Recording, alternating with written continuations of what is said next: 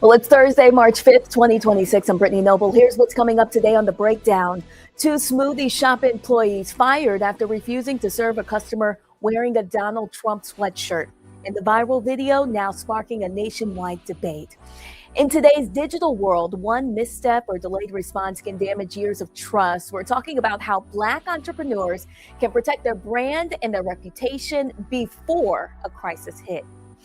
And empowering the next generation, how one organization is helping Black and brown girls build confidence, embrace their worth, and step into their God-given potential.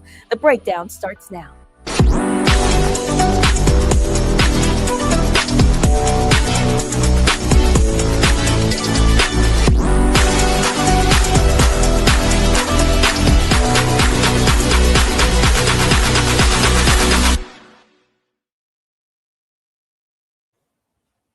Well, the North Las Vegas City Council approved a $1.2 million settlement for a deaf Black woman who sued the city and its police department following a 2021 traffic stop.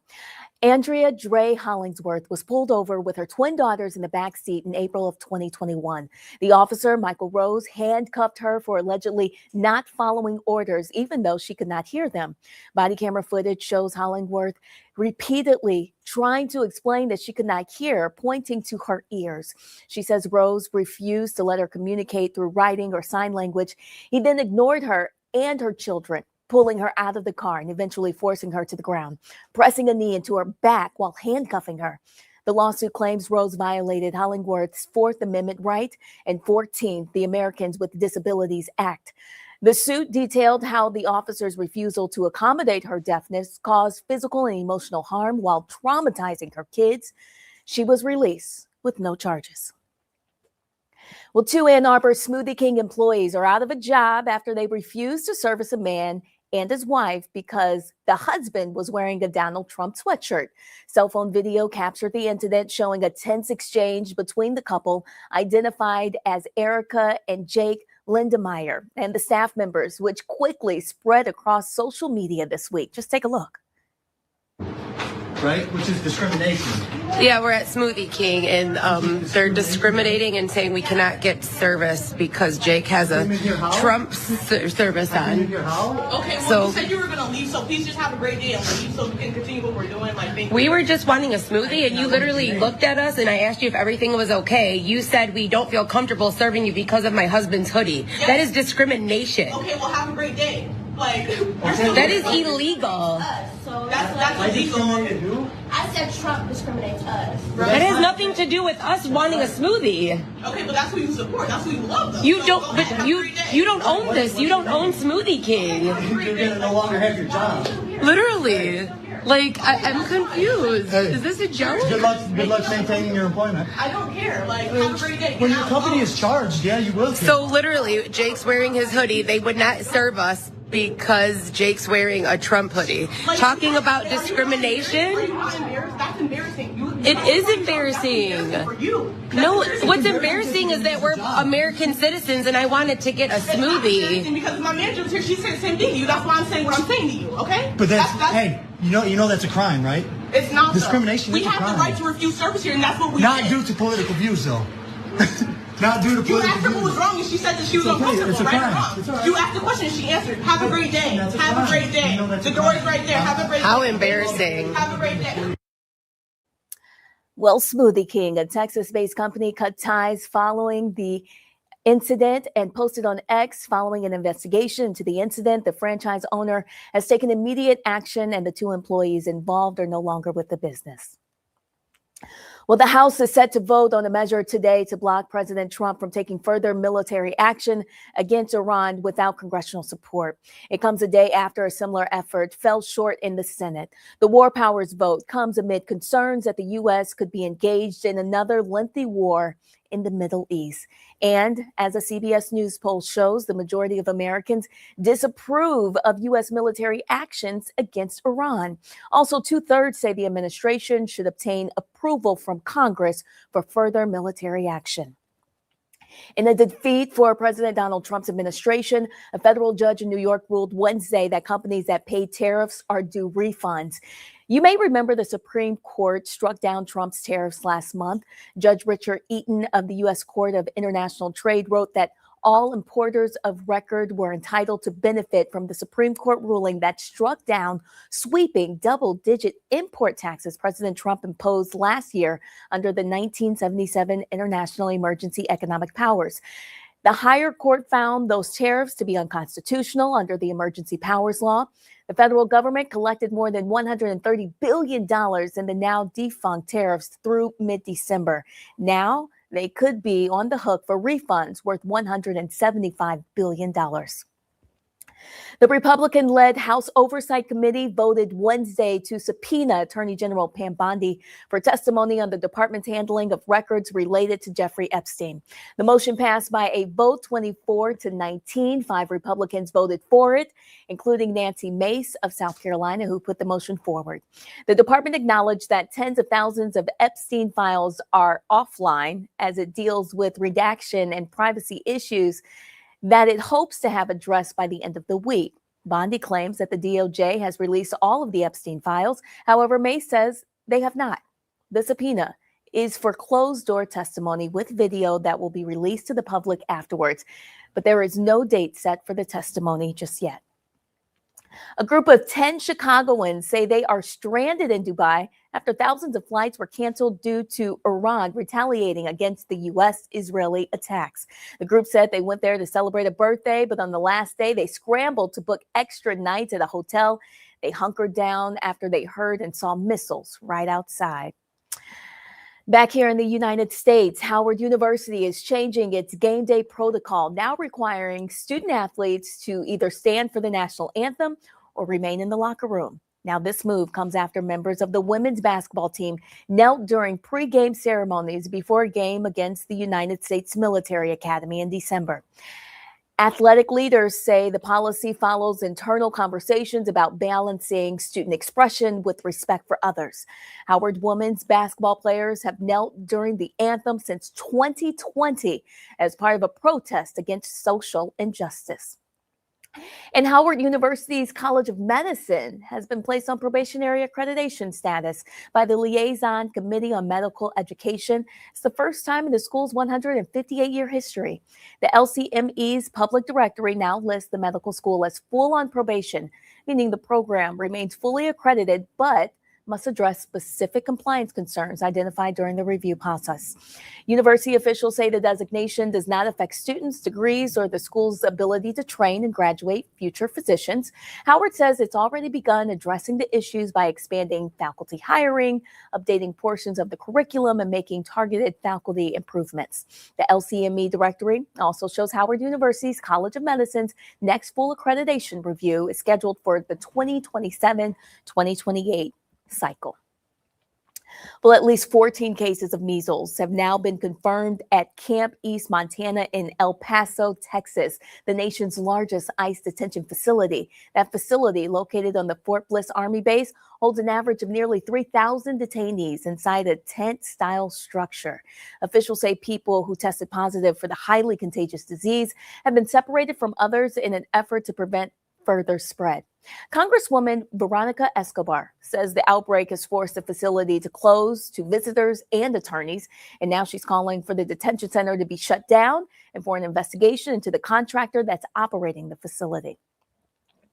Well, the nonprofit organization Balm and Gilead will host the National Week of Prayer for the Healing of AIDS. The group works to create, uplift, and empower faith communities. It's calling on congregations across the country to observe the initiative of confronting HIV and AIDS, which disproportionately impacts African Americans due to the erasure of funds by the federal government. In 2023, Black Americans accounted for 39% of all people living with HIV and 38% of new HIV diagnosis in the United States. Black men and Black women had the highest rate of new HIV diagnosis among all races or ethnicities. Young Black people between the ages of 13 and 24 accounted for almost half of all new HIV diagnosis in that group. The prayer week started March 1st. It will continue until March 8th. Well, coming up after the break, in today's digital world, a company's reputation can change in hours. One misstep or delayed response can damage years of trust.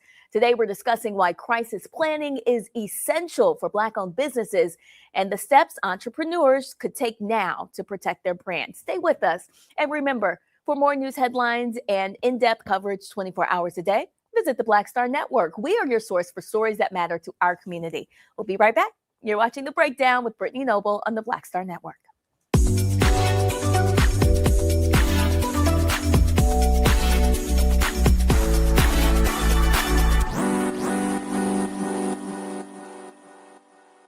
With medicine and science under attack, I want to keep you and your family informed and healthy. I'm Dr. Ebony Hilton, and I knew at the age of 8 that I wanted to be a doctor. So I studied hard and became the first African-American female anesthesiologist hired at the Medical University of South Carolina since its opening in 1824. And I always say I was made into a doctor, but I was born to be a mom.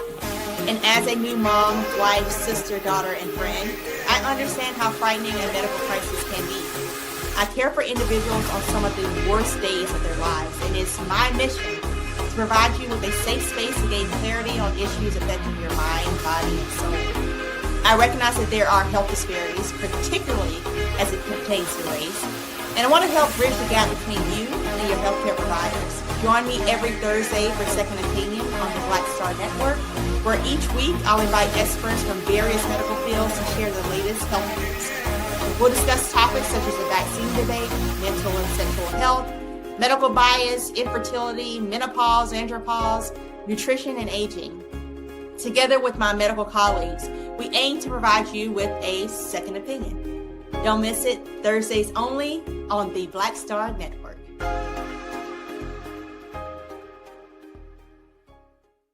If in this country right now, you have people get up in the morning and the only thing they can think about is how many people they can hurt, and they got the power, that's the time for mourning. For better or worse, what makes America special, it's that legal system that's supposed to protect minorities from the tyranny of the majority. We are at a point of a moral emergency. We must raise a voice of outrage. We must raise a voice of compassion. And we must raise a voice of unity. We are not in a crisis of party versus party. We are in a crisis of civilization, a human rights crisis, and a crisis of democracy itself. And guess what? You've been chosen to make sure that those that would destroy, those that would hate, don't have the final say, and they don't ultimately win. I'm Risa Colbert, and you're watching the Black Star Network.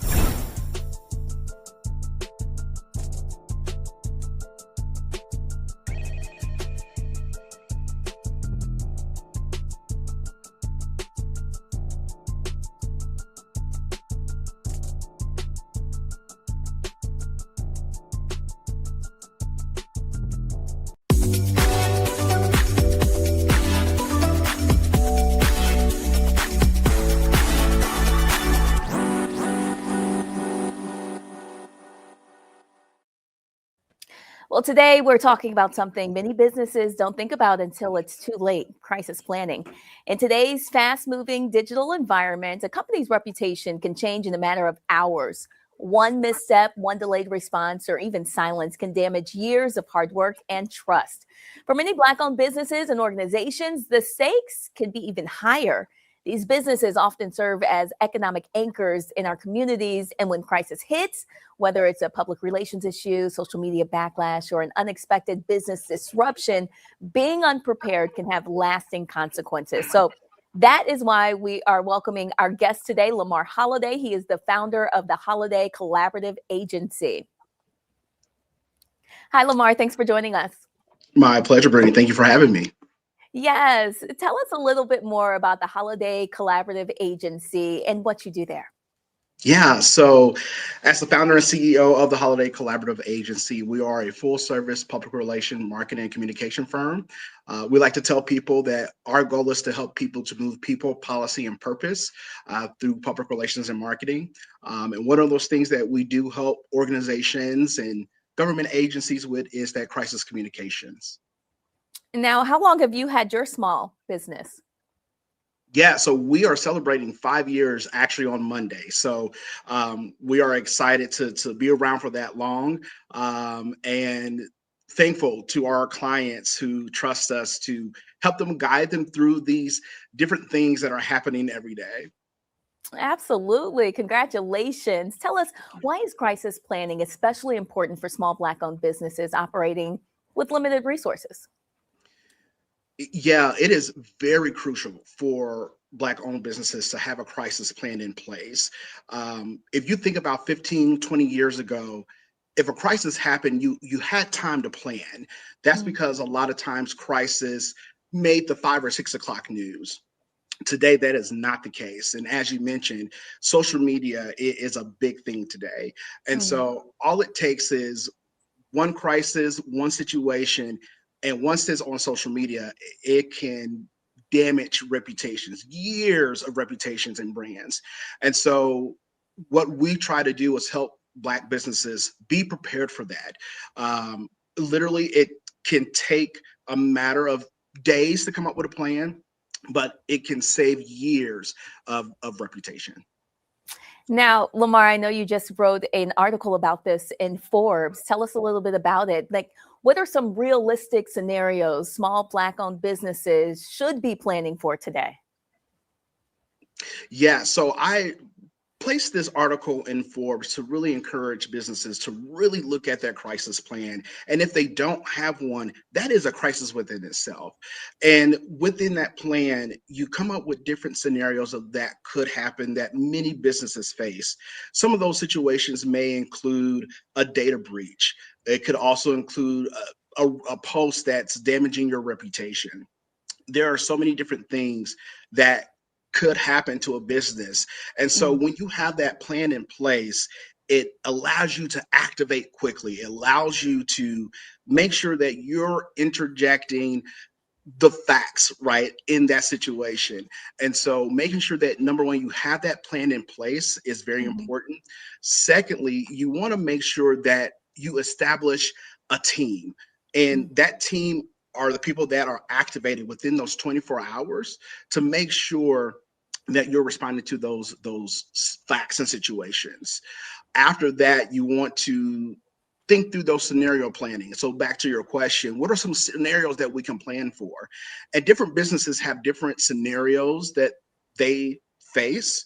And so when you have those different scenario plannings, you develop a holding statement. So if something does happen, like if an employee goes rogue, or if there's, again, a data breach, there are certain holding statements that you can develop to put out to the media that lets them know that you're aware of it, you're going to respond to it, and you're going to make sure that the facts in the situation are broadcast, if you will, to those who will be impacted by that. Now, another point you make is deciding ahead of time who will speak publicly during a crisis. How should they approach choosing and preparing a person to be their spokesperson? Exactly. That is so crucial, Brittany. And I want to make sure that small businesses understand this. Sometimes it's not the CEO, and that's okay. Making sure that you have the right messenger is so important. That messenger is the person that's going to be, for the most part, going before the public, taking questions from maybe reporters if there are reporters involved. Sometimes they may be responding to social media inquiries about the crisis. That person is going to be very crucial because they are the ones that are going to make sure that your reputation is intact. And like I said, sometimes that's not the CEO, but as you develop that plan, as we talked about, you will determine who those spokespeople are.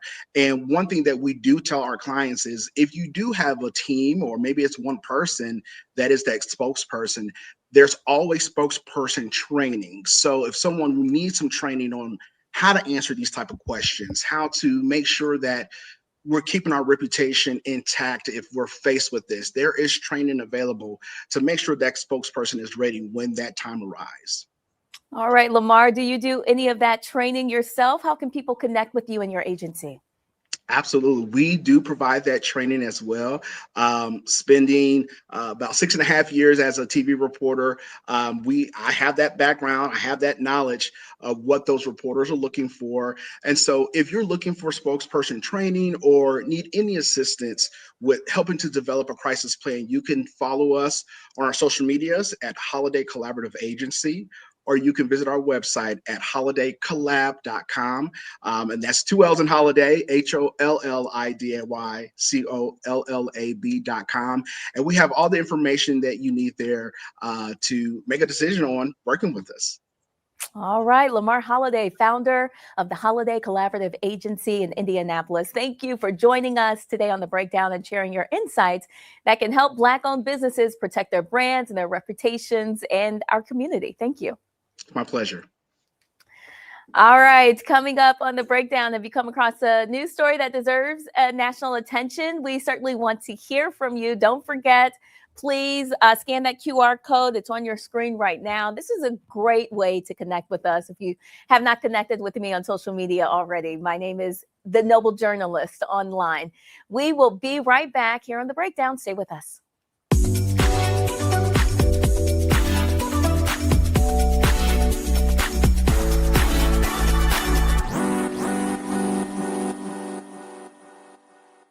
With medicine and science under attack, I want to keep you and your family informed and healthy. I'm Dr. Ebony Hilton, and I knew at the age of 8 that I wanted to be a doctor. So I studied hard and became the first African-American female anesthesiologist hired at the Medical University of South Carolina since its opening in 1824. And I always say I was made into a doctor, but I was born to be a mom. And as a new mom, wife, sister, daughter, and friend, I understand how frightening a medical crisis can be. I care for individuals on some of the worst days of their lives, and it's my mission to provide you with a safe space to gain clarity on issues affecting your mind, body, and soul. I recognize that there are health disparities, particularly as it pertains to race, and I want to help bridge the gap between you and your healthcare providers. Join me every Thursday for Second Opinion on the Black Star Network, where each week I'll invite experts from various medical fields to share the latest health news. We'll discuss topics such as the vaccine debate, mental and sexual health, medical bias, infertility, menopause, andropause, nutrition, and aging. Together with my medical colleagues, we aim to provide you with a second opinion. Don't miss it, Thursdays only on the Black Star Network.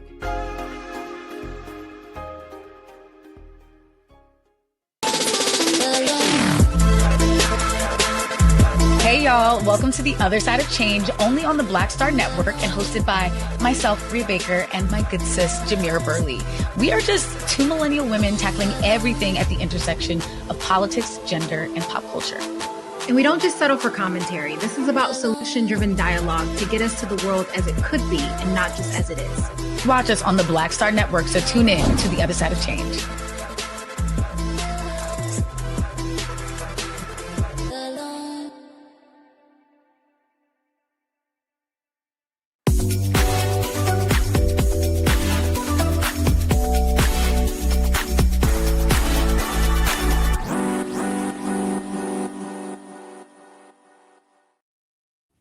Today, for our Missing in Black segment, family and friends need your help finding Shaughnessy Queen Stokes. She went missing October 18, 2022 in Greenville, South Carolina. Stokes was last seen on 4th Avenue in Poe Mill at 12:45 a.m. She was reportedly seen leaving on foot wearing an all-black outfit, including fur coat and boots. She suffers from mental health disorders. If you have any information, please contact the Greenville County Sheriff's Office. The number is 864-271-5210.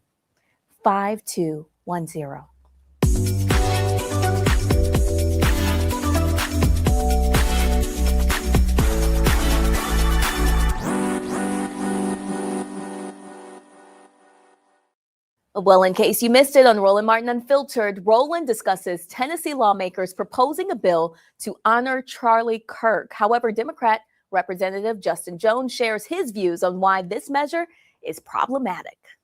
Nothing like rabid Republican idiots in Tennessee. Monday, during a hearing on the House Naming and Designating Committee, this actually happened. They were talking about an honor for Charlie Kirk, literally a proposal to designate a day in honor of Charlie Kirk. You know, the racist leader of Turning Point USA who was shot and killed in Utah. Well, Republican Gino Bulso, who was supporting the bill, engaged in a heated debate with Democrats Vincent Dixie and Justin Jones. They argued that passing this bill would be an absolute embarrassment to Tennessee. Watch this.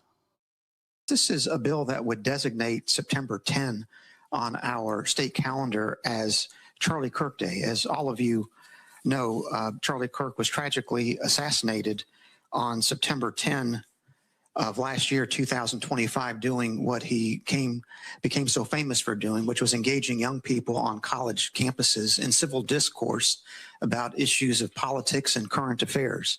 He's someone who I think is a luminary, not just for young folks, but for all of us in public life. And with that, Mr. Chairman, I stand ready for questions. Members, are there any further questions for the sponsor? Mr. Dixie. Thank you. I feel that this is an opportunity for us to get this right and maybe have a conversation. This person was not a luminary. He was very divisive. And he was, if I'm not mistaken, I'm pretty sure he said that if he saw a black pilot on a plane, he would wonder if they were qualified. And I don't understand why we would be honoring a person that thought a segment of people were beneath him or not as equal. And, you know, we in this body, we get so upset when we call people white nationalists or racist, but we honor racist people and we do racist things. So I would suggest that we take this bill off notice, and I would like to motion that we send this bill to the table. So we have a motion and a second, but we also have an objection.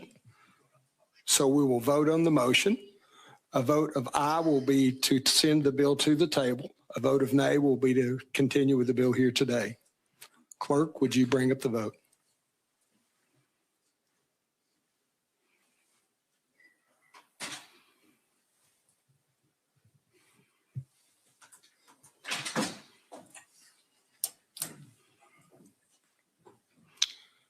Clerk, would you read the vote? Mr. Chair, you have 3 ayes and 6 nays. Motion fails. Representative Dixie, do you have something else? All right. Thank you, Mr. Chairman. I appreciate your leniency on this as well. Yes.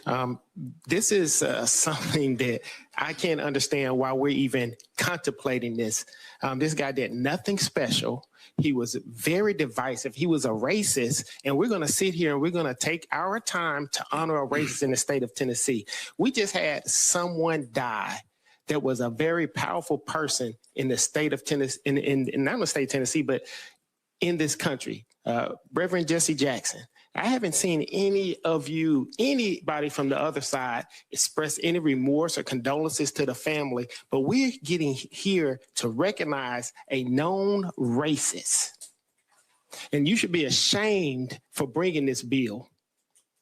And I would hope that you would stop and you would take this off notice immediately. This is embarrassing. And I'm also, it's almost unfathomable that plenty of the bills that we have talked about here do nothing to help people's lives, do nothing to put more food on the table, do nothing to help the unhoused, do nothing to help people get health care. But we're putting these bills here to create a divisive culture, which we should be coming together. There was nothing about this man that brought people together.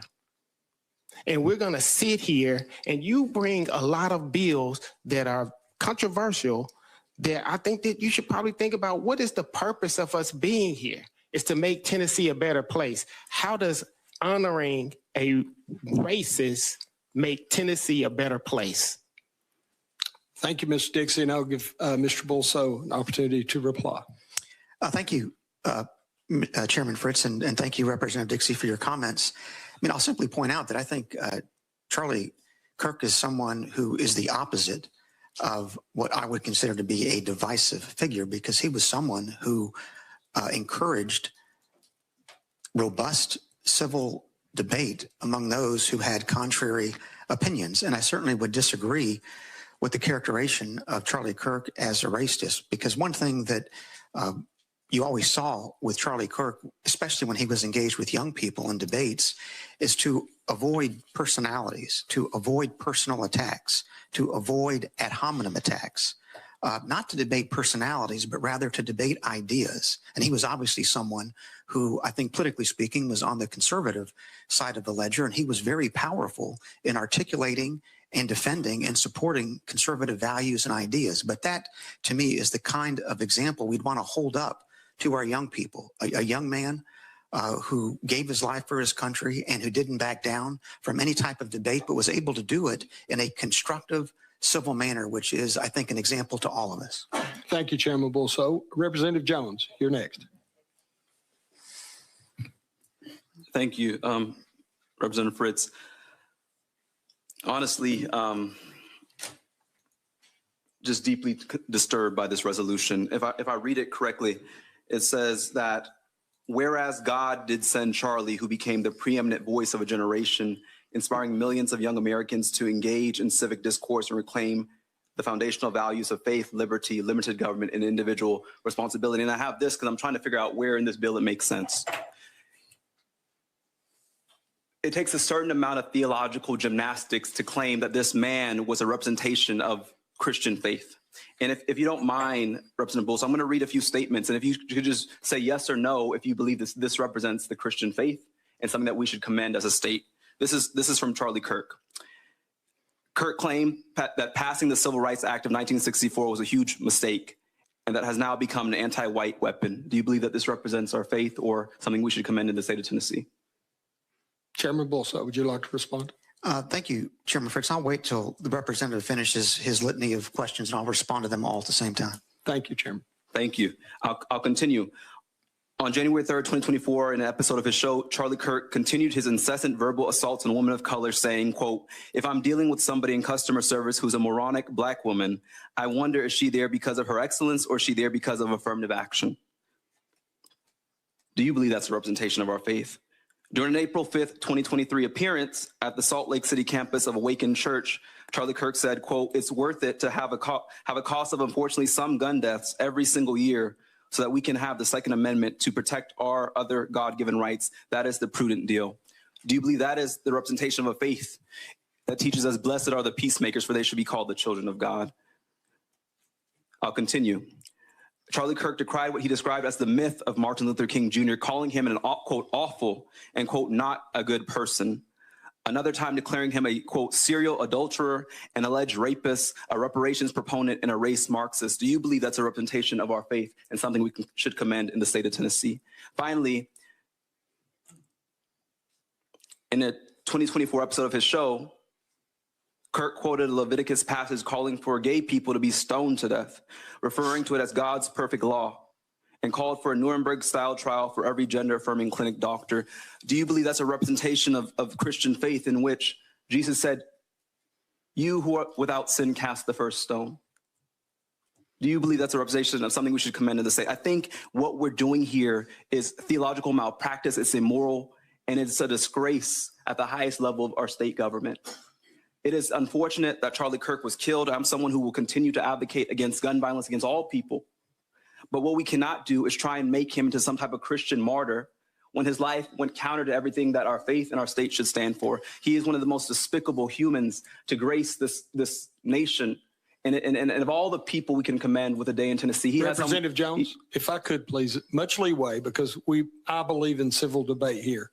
But let's cut short on demeaning. There are family members perhaps that listen to this, so exercise some Christian compassion, please. Get your point across without being so detrimental toward a deceased person, I would ask. I hear you, Mr. Chair, and I just ask that we have that same type of standard for Charlie Kirk, who when after a school shooting happened, he said, well, that's the cost of the Second Amendment, who denigrated a dead man named Martin Luther King Jr.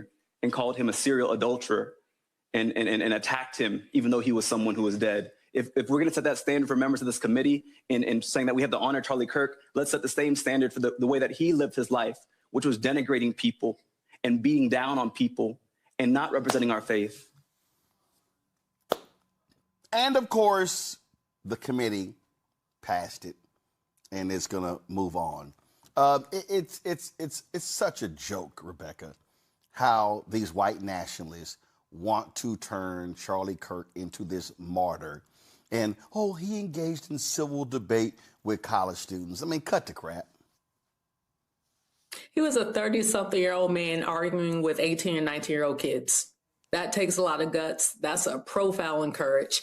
I mean, they might want to tap in Candace Owens. She's right up the street in Nashville and see what she thinks about this. She would probably ask that committee if they would do an investigation on who killed Charlie Kirk.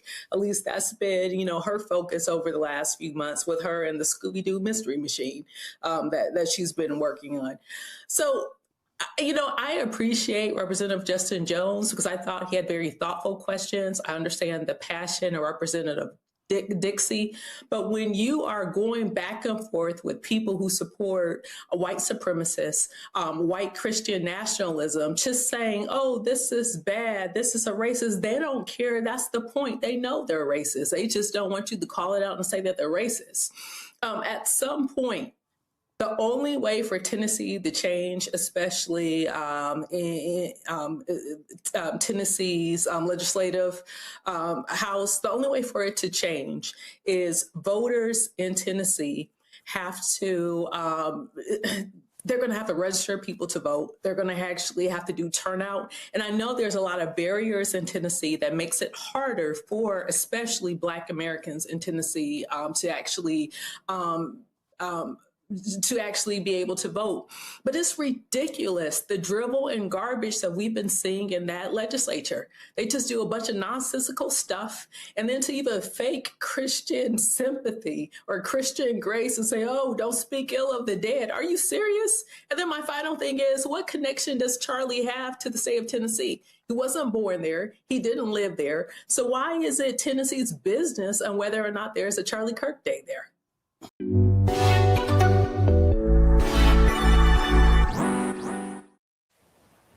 Well, coming up tonight on Roland Martin Unfiltered, Roland Martin is live from Chicago tonight ahead of the homegoing celebration for Reverend Jesse Jackson Sr. Please be sure to watch the Black Star Network for full coverage of the Jesse Jackson Sr. funeral. Well, coming up here on The Breakdown, an organization is aiming to build young Black girls up through a program working to instill confidence, identity, and self-love. The group's organizers tell us what they're doing to empower them. After the break, stay with us. And remember, your support is critical to the work we do here at the Black Star Network. You can support us via Cash App using the Stripe code. There it is in the bottom left-hand corner. Also, help us out with credit cards. Please use the same thing. PayPal's are Martin Unfiltered. Venmo's RM Unfiltered.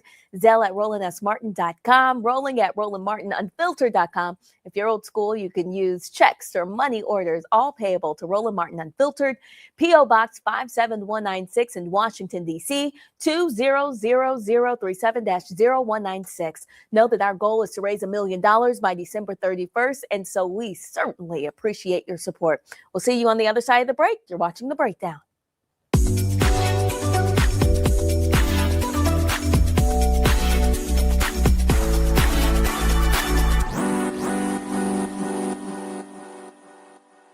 They said the quiet part out loud. Black votes are a threat, so they erased them. After the Supreme Court gutted the Voting Rights Act in 2013, Republican legislatures moved fast. New voter ID laws, polling place shutdowns, purges of Black voters from the rolls. Trump's Justice Department didn't stop it, they joined in. In 2018, his DOJ backed Ohio's voter purge system, a scheme that disproportionately erased Black voters. Their goal, erase Black votes and political power. Yeah, that happened. These are the kinds of stories that we cover every day on Roland Martin Unfiltered. Subscribe on YouTube and download the Black Star Network app. Support fact-based independent journalism that centers African Americans and the issues that matter to our community.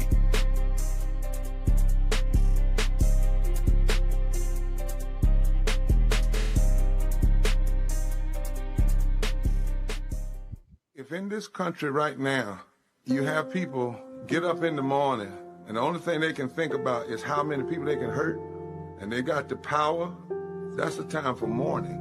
For better or worse, what makes America special, it's that legal system that's supposed to protect minorities from the tyranny of the majority. We are at a point of a moral emergency. We must raise a voice of outrage. We must raise a voice of compassion. And we must raise a voice of unity. We are not in a crisis of party versus party. We are in a crisis of civilization, a human rights crisis, and a crisis of democracy itself. And guess what? You've been chosen to make sure that those that would destroy, those that would hate, don't have the final say, and they don't ultimately win. What's happening? This is your man, Motown recording artist Kim. You are watching the Black Star Network.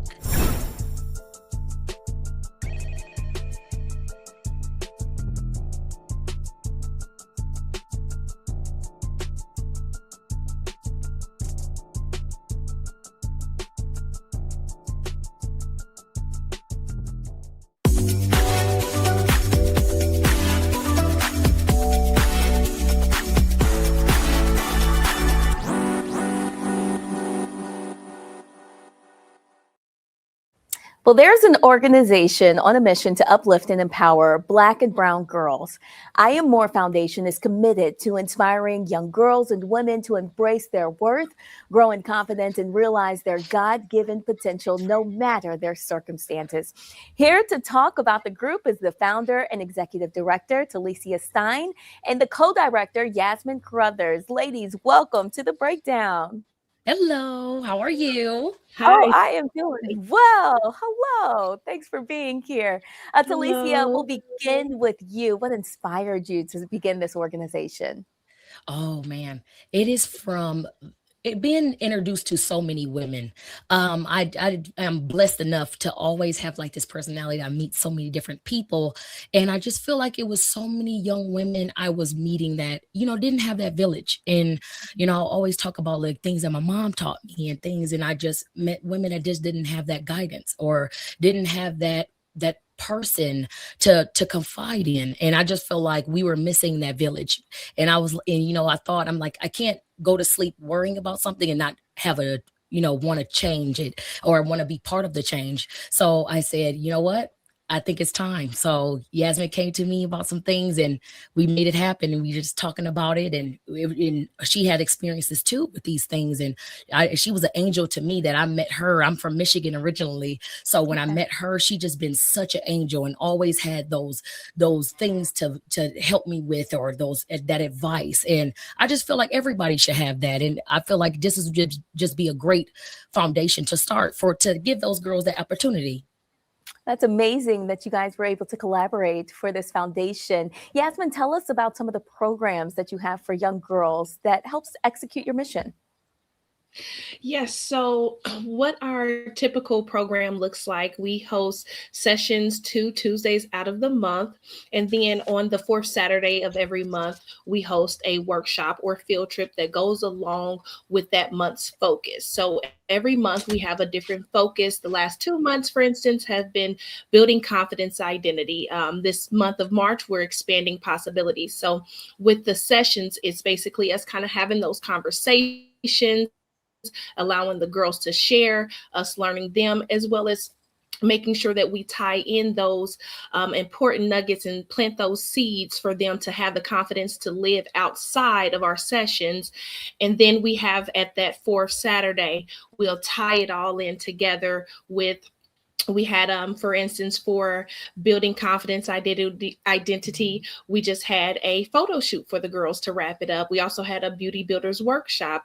And moving into March, expanding possibilities, we'll be going on a field trip to a farm so the girls can do some different things with petting animals and horseback riding. So those are a few little things that we like to do with the girls in our program. So any opportunity we have to just give them opportunities that they might not have experienced on their own, that's what we're all about doing.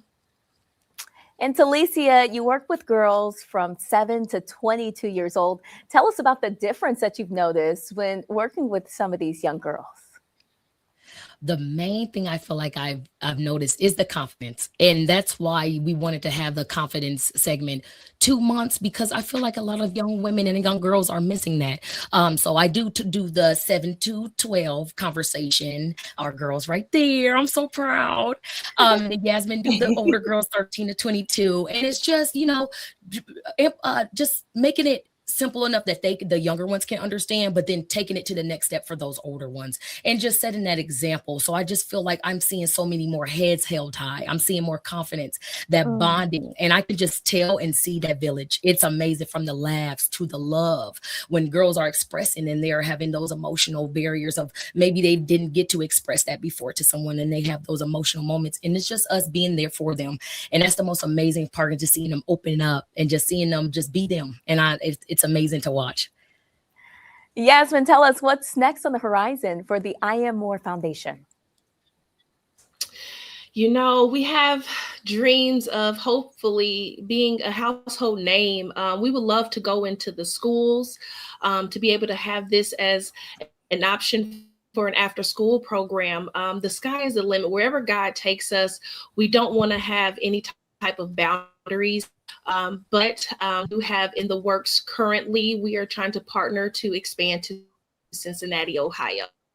Nice. So we're just going to try to take it as far as we can go that God takes us. All right. Talicia, how can people get connected, support you, be a part of your program? Yes, we have a website, which is iammore.org. And also we have Instagram, which is iammore_ foundation. On all platforms you'll be able to find us. Also on our website you'll be able to donate off of Zephy if you would like, or we do accept other forms of payment, but definitely we have a registration form on there and everything. You could go on there, just look on all the different categories we have, and we have our schedule and our calendar as well that they can check out. But please go on there, register. It's free, so please, we can't wait to invite you to our village. Well, Talicia and Yasmin from the I Am More Foundation, thank you so much for joining us on The Breakdown today. Thank you. We're so happy that you have us. I'm Thank so you for excited. having us. Absolutely. It was my pleasure. Thank you. All right, coming up next on The Breakdown, do you have an idea to do some tech-savvy stuff like create an app, but you don't have the experience? Don't worry.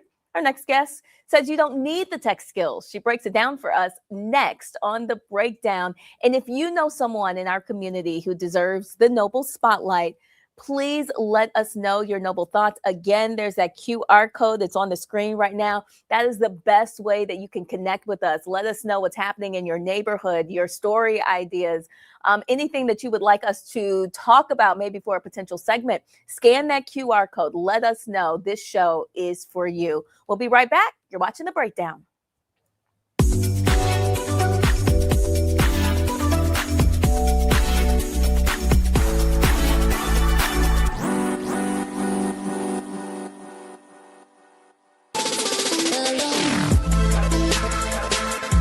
Hey y'all, welcome to The Other Side of Change, only on the Black Star Network and hosted by myself, Rhea Baker, and my good sis, Jamira Burley.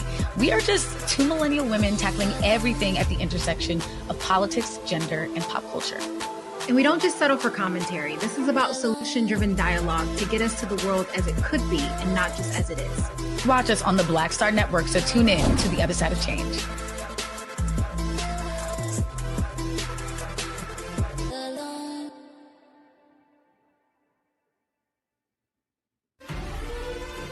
Violent white supremacy is, quote, the most persistent and lethal threat in the homeland. The greatest terrorist threat to the homeland is the homegrown violence stream, including hate crime committed on behalf of some kind of white supremacist ideology. They are coming after everything in Black America. MAGA and Donald Trump are specifically targeting Black America. They are going after the money. Attack Black Lives Matter. Attack critical race theory, attack woke, DEI. MAGA wants to defund Black America. This is a perfect example of their desire to completely degrade and de-emphasize Black people.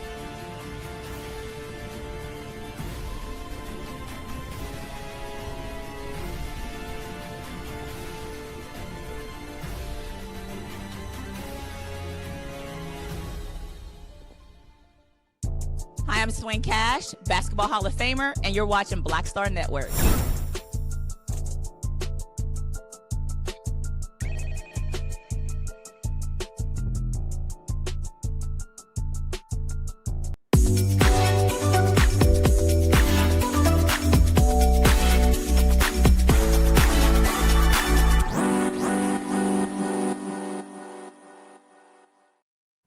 Well, for our culture segment, we've all been in that season of having an overflow of ideas, but maybe not the experiences or the skills or even the tools to bring it all together. Well, app educator, innovator, and now author Amanda Spann wrote a book, I Have an App Idea, the essential guide to building an app without tech skills.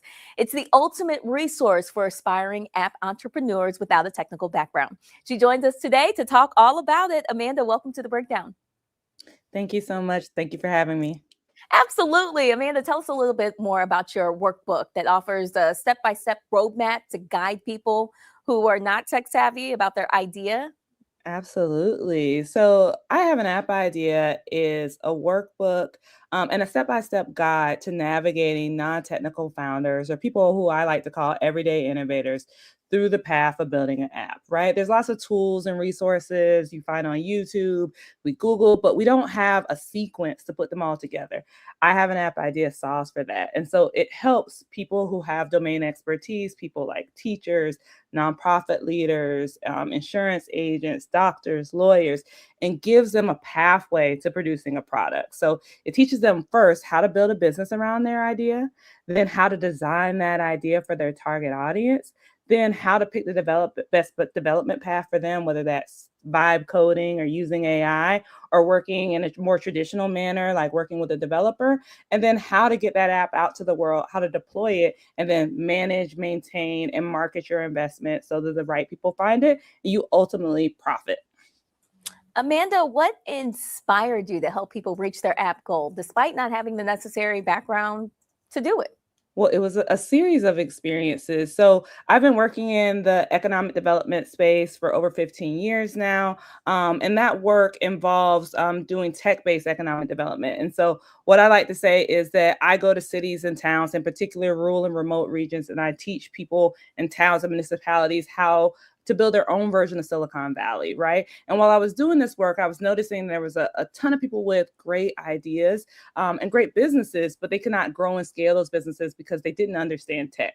Simultaneously, I was in the founder seat myself, and I had more experience in tech than most people, but I struggled to build my first app. My first app took me about a year and a half and cost me around $40,000. But after I built this framework, my next app only took me around 2 months. And so, you know, the average non-technical founder loses as much as $50,000 when trying to build an app, and they spend about 2 years trying to do it. And so in our community in particular, we don't always have that money, and we certainly don't have that time to waste. It wasn't until I started getting letters from incarcerated people who said, hey, Amanda, I too have an app idea. I realized this is a bigger problem than, we know, like, everyday innovators don't have the access, but there's a lot of people who, if I would have provided them with this information sooner, I might have been able to change the trajectory of their lives. And so, this is just a pathway for us to participate in innovation and meet people where they are. There's so much talk about coding and STEM, and I think that's wonderful and great, and that all has a part in this, but we want to ensure that that person who's been working on that job for 20 years and understands the problems intimately is able to participate in the innovation economy as well. That's good, Amanda. Tell us a little bit more about the apps that you've been able to create. For sure. So one of the most popular apps we have is called Tip Off. It's the word guessing game for the culture. I'm sure you guys have all played Taboo before. It is a version of Taboo focused on Black culture. We have HBCU packs. We have cities like Atlanta and Chicago, Detroit, places that we like to call home. Nice. And so you could play, solo, or you could play with your peers from different locations around the world. I also had an app called Culture Crush that we just sunsetted, but it was very popular with Afro-Brazilians. It was at one point the #1 dating app for Afro-Brazilians. And so Nice. that was a really exciting experience to see something that we built initially for kind of Black culture, but seeing, Black people in the diaspora embrace this and realize that this could be a really amazing tool for them. That's fantastic. Tell us about some of the costly mistakes that people make when building products, apps.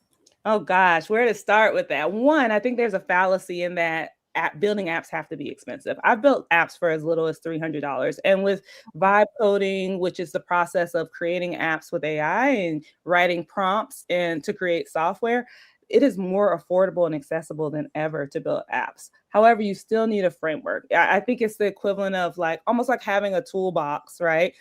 You could have the most expensive toolbox on the market, but if you don't understand, general contracting or how to renovate something, you still don't know what you're doing, right? And so it's important to invest in that education and better understand what that process is like. So one, I think people think that it has to be expensive. Two, I think that people think that just because they turn over a project to a developer or to a tool, that will handle it. You are still the entrepreneur. You are still at the helm of this project, and you need to be in control of what happens next, right? And so it's very important that you educate yourself and that you understand at every step of this process what you should anticipate and how you should be preparing yourself as a founder so that you can get the best output from that product. All right, Amanda, tell us, how can we get your book?